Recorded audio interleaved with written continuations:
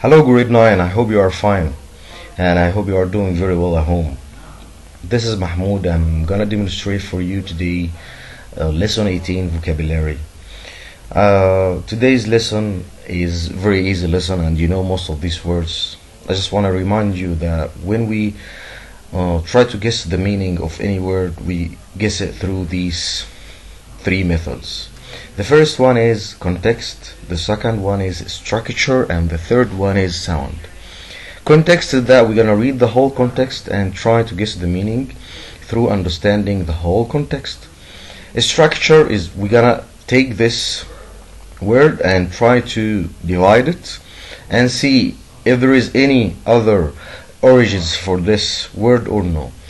The sound is we're gonna try to think about the sound, because as we know the adverbs ends with ly, so it might be adverb, and thus will make more easy to understand the meaning. So guys, I'm gonna read each word, then I will read the context and try together guess the meaning. Adage, adage, adage. Advertisers know how to use language well. They can take an old adage such as a penny saved is a penny earned, better late than never, and make it seem like new. So guys, old adage. Adage here, I think it means something we all know, like proverb. It's something old people used to say for a long time, and like, for example, like father like son, like father like son, it's an adage. So what does mean adage? Adage, the first word, it's a noun. It means old saying or proverb. Let's go to the second one. Illusion, illusion. Advertisers use illusion in their work. They may refer to someone of his historical significance, such as Abraham Lincoln, or they may echo the words of a popular song. Advertisers use illusion in their work. What is illusion? Illusion, it's a noun also, an indirect reference, a passing mention. Right, it's mention. Mention, it means it might be a hint, something near to the meaning or something near to the idea. I say it to make you understand that what I want to say. So illusion, it means hint, or it means indirect reference or indirect mention or passing mention. Let's go to number 3. Authenticity, authenticity. Authenticity, if we will divide it, we will know that it comes from authentic. Authentic, it means original. But authentic, it's the adjective. Authenticity is the noun. Alright, let's read together. Advertisers know that using some degree of authenticity in their advertising make us more suggestible to it. We can relate to what seems real. So authenticity means, guys, genuine, reliable, or true to its type. Let's go to number 4. Cadence, cadence. There is an interesting cadence to the language of advertising, although the writers often use fragments instead of complete sentence. The words sometimes seem to have a rhythmic flow. So there is an interesting cadence to the language. So cadence, it means rhythmic flow or pattern, as in poetry. The time or beat of movement in dancing or marching. Guys, cadence, it means like rhetorical thing. It means when I also give this hint or reference for something. For example, I'm gonna say He is tall as or brave as lion.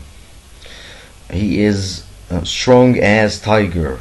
So now I have cadence for someone. Number 5, fallacy. Fallacy. Even though most of us can find the errors and logic in most advertising, we often fall victim to different fallacy. We assume that just because we can find the flaws, we won't be influenced by the ad. Alright. So fallacy means what? Misleading or false idea, mistaken reasoning. Alright, it means false idea or misleading idea. Fallacy, if we're gonna also do the same idea about the structure, we will know that it comes from or it's near to false. However, false is the adjective and fallacy it's the noun. Let's go to number 6, figurative. Figurative. The language of advertising is often highly figurative. So that's the language of advertising. It's what? It's figurative. For instance, cars in ads hug the road, soar to new heights, and do many other things that cars can't do literally. So figurative means what, guys? Figurative, it's an adjective. It means not literally true, using figures of speech. It means that when we make something more big than it can be. For example, of course, when you advertise about something, you will not make it 100% true as it is, but you will try to make it for cars, for example, cars, you will try to make it give the hint that it's too fast or too powerful, and so on. So that's the way of advertising things. It must be figurative. It must be figurative. It means not literally true. Let's go to number 7, metaphor. Metaphor. Advertisers often use metaphors in their advertisements. They may say that their cereal is a whole new ball game, or that a certain shoe is a gateway to success. That's metaphor. Metaphor, we know it from poetry. It's one of the most known figure of speech that contains an implied comparison. The same idea, guys. About the metaphor, when we will try to compare anything, like give the connection between one car and tiger. Both of them are what? Both of them are strong. Another car, like Ferrari, for example, is very, very, very fast. The metaphor that I can use, the Ferrari is as fast as anything that can be fast. I don't know.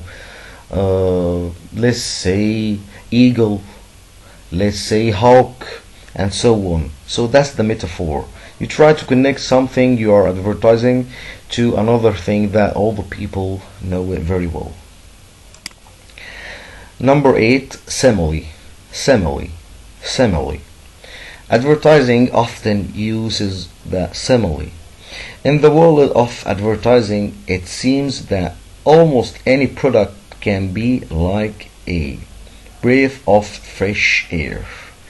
Like a breath of fresh air. Simile. Simile, if we're gonna use the structure, if we're gonna use the sound, simile is very near to the word similar.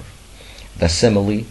Advertising often uses the simile. Simile, it means what, guys? It's a noun. It means a figure of speech, also the same, that compares two unlike things using like or as. Exactly as I told you, it's as similar. However, similar, it's an adjective and simile is the noun. And we use it all the time in the figure of speech to compare two things. These two things, they are different from each other. and we will use this word like or as while we are comparing them. Let's go to the number 9, intensive. Most advertisers put intensive thought and energy into designing their ads. They work hard because considerable money is often at stake. So intensive thought, if we're gonna use the sound, we will understand that intensive is modifying thought, so of course it's an adjective, and it means marked by special effort, dedicated, single-minded, highly concentrated. It means dedicated or marked by special effort. So when I say most advertisers put dedicated thought, big effort, or marked by their big effort, thought, and so on. Let's go to number 10, potency. It's a mistake to underestimate the potency of advertising. Almost no one is unaffected by its power. Guys, underestimate the potency. If I'm gonna guess the meaning through the context, it means I will understand it means power. So the synonym or the meaning of potency, it's power. Alright, let's see it together. Potency, it means power, strength, or force. Power, strength, or force. Now we're gonna go to page 73 together, and we will answer the questions here or the exercise here together. First one, not literally true, using figures of speech. So the second one, marked by a special offer, dedicated, single-minded, highly concentrated. So let's again go to number 11 instead of reading all of them. It's an adjective, not literally true, using figures of speech. Let's think together, guys. Yes, it's H, figurative. So 11, it's H, figurative. Number 12, marked by special offer, dedicated. I've just said it. It's intensive. Number 13, figure of speech that contains an implied comparison. It's metaphor. Number 14, an old saying or a proverb. It's adage. It's J. Number 16, genuine, reliable, true to its type. 16, it's authenticity. Guys, do not forget this word comes from authentic, and authentic, it means 100% original. Number 17, figures of speech that compares two unlike things using like or as. 17, it's simile. A simile. 18, cadence. So guys, 18, rhythmic flow or pattern, as in poetry. The time or beat of the movement in dancing or marching. 18 is, as I said, cadence. Number 19, it's a noun. It means an indirect reference, a passing mention. 19, it's illusion. Yes, illusion is C. Number 20, misleading or false idea, mistaken reasoning. Number 20, it's fallacy. Alright guys, we have finished this page 73, and your homework is gonna be page 74.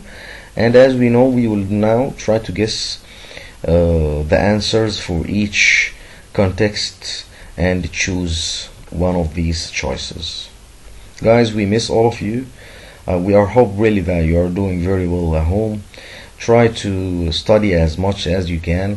I know now you have more free time, so please try to study, and we really miss you. The school is too miserable without you, and we hope really to see you very soon.